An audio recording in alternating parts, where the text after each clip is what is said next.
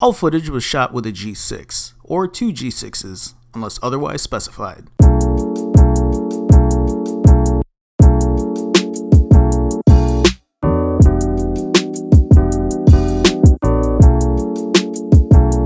Yeah. In my last video, I had a few concerns with the G6 when it comes to video quality. Video, I'm not so sure about. I don't want to completely rule it out until I do a bit more testing, so if that's your number one priority, sit tight until I can give you final thoughts. After a bit more testing, those concerns still remain. It's not that the G6 can't capture a good picture, because it can, and when it comes to video quality, it can too, but not without a little sacrifice. I'll get into that in a minute. Now, I love the fact that the G6 can use its wide-angle lens to shoot video as well. It's something I found myself using more so than the standard lens. But whether using the standard or wide-angle lens, the video comes out over sharpened, and when in motion it gets really muddled, blurring the overall quality.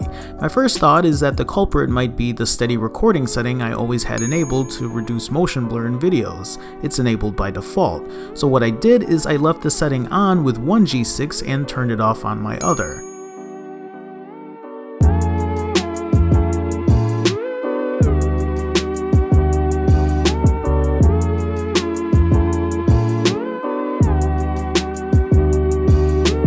And this might not be something you can see so easily on a phone, but on a monitor or big screen TV, it's like night and day.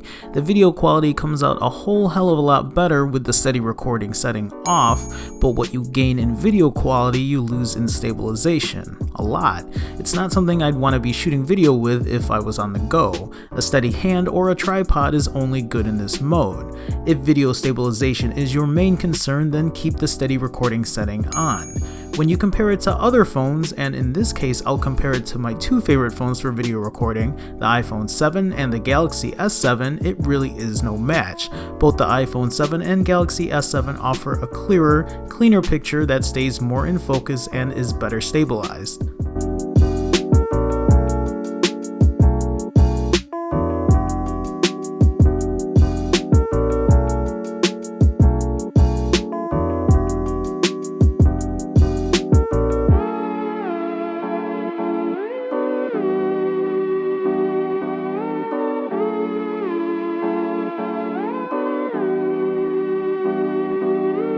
But I'm not ready to give up on the G6 just yet.